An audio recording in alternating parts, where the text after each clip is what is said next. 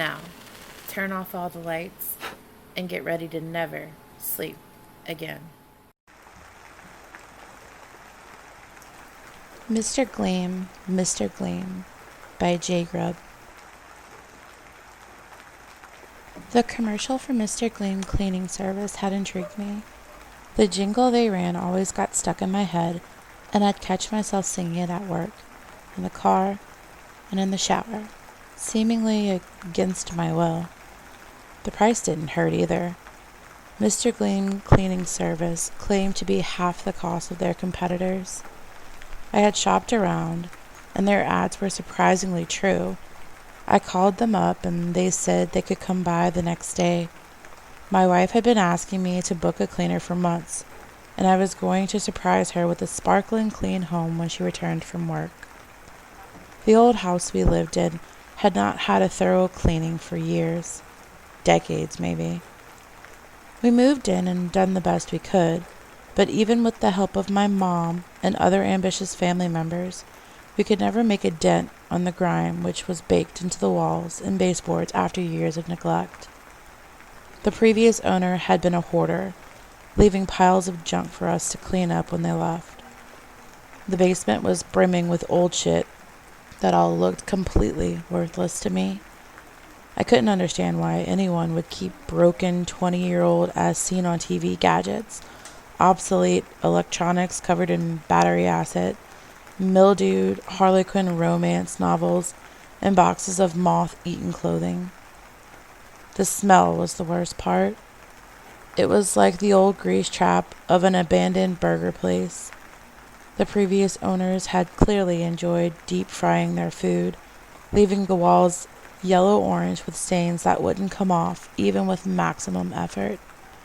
We had seemingly gotten a great deal in the place, but found we would just be left paying the difference with our sweat and tears instead of cash.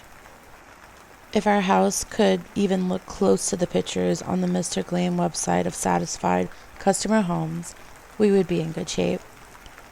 We wanted a fresh start before beginning to paint and start our renovation projects. The crew had come to the door right on time, dressed in pale yellow jumpsuits. Mr. Gleam was embroidered on the neatly pressed uniforms, as well as the image of Mr. Gleam himself. The mascot for the company was a burly, bespectacled older man with a shining bald head. He proclaimed on the commercials, "We guarantee you'll be satisfied. Our team will have your place sparkling before you can say Mr. Gleam." The crew was all smiles and handshakes, overly friendly and attentive to details as I showed them around the house. I was a bit embarrassed when we got down to the basement and got to what we had begun to call the dump, a pile of trash we had yet to make any progress on. I was apologizing, saying they needn't bother with this room, when I noticed a mouse running into the pile. "Oh no, I'm so sorry. We've never seen mice down here before. I thought the exterminator got them all before we moved in. I guess they found a way in somewhere." The man in the pale yellow jumpsuit didn't let the smile leave his face, even for a second. He marked a few notes on his clipboard, looking around the basement. "Don't worry, Mr. Gleam will take care of all of this." His reaction surprised me a bit. I thought maybe the guy had a few screws loose. His smile was way too wide and full of too many teeth. Didn't he realize they would be here all day and late into the night?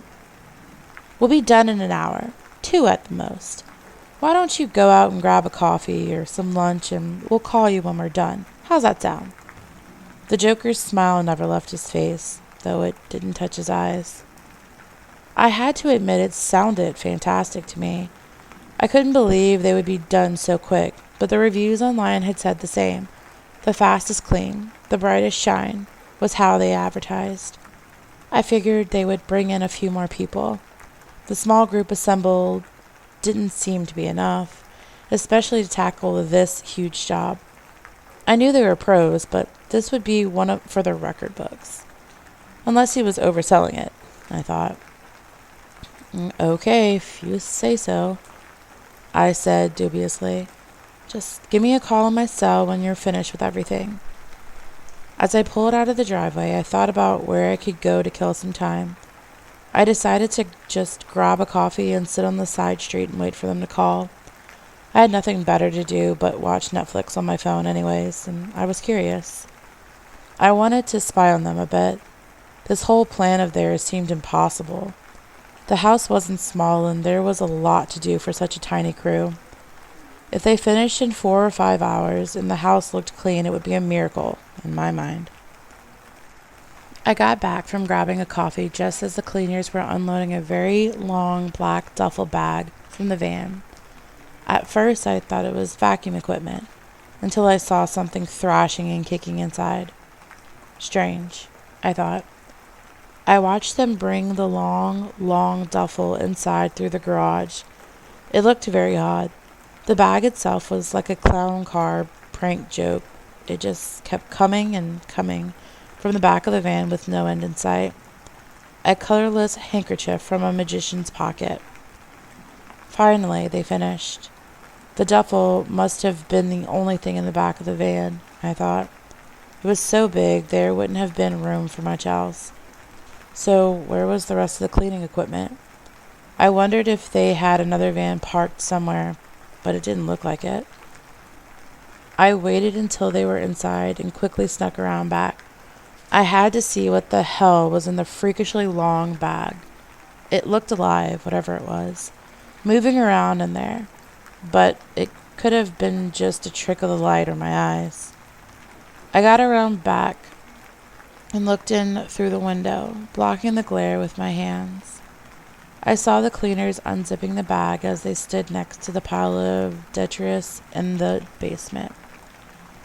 They opened it and something long and dark began to emerge. A pair of long, hairy antennae probed around curiously.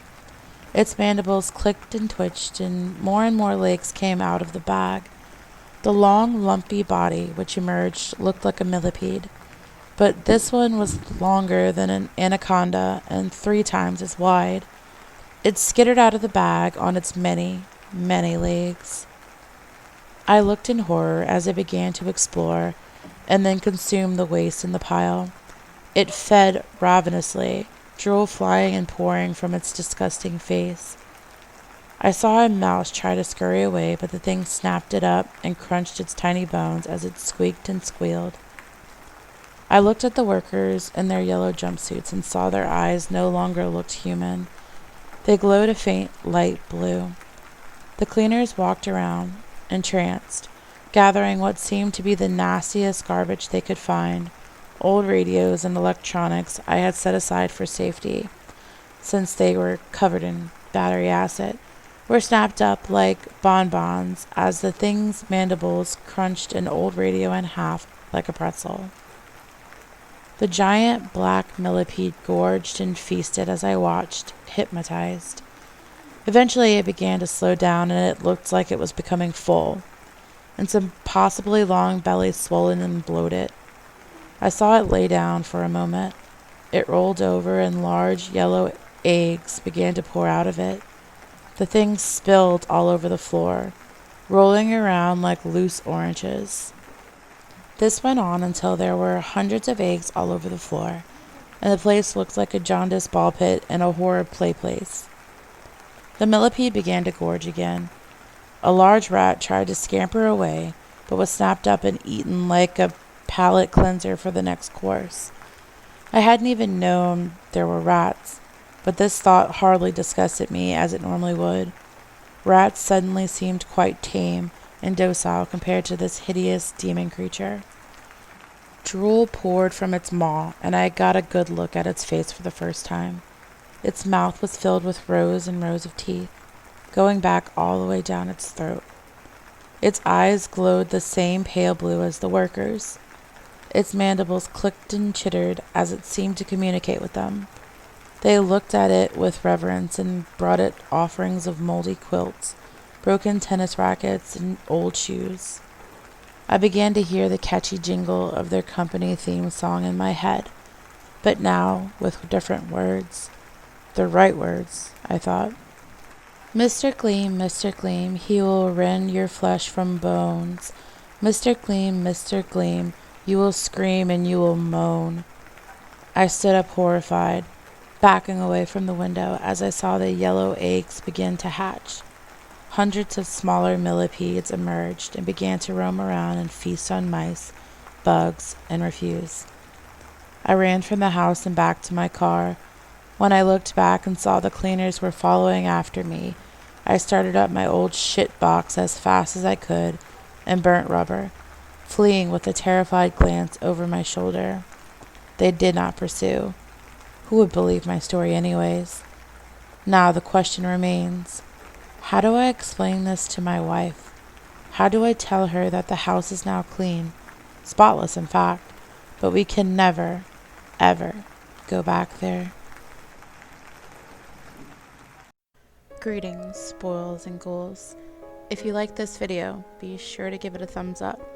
If you'd like to see more, subscribe and hit the bell so you don't miss out. If you have a request or suggestion, make sure to leave them in the comment section below. We hope you enjoyed this video, and remember to stay spooky.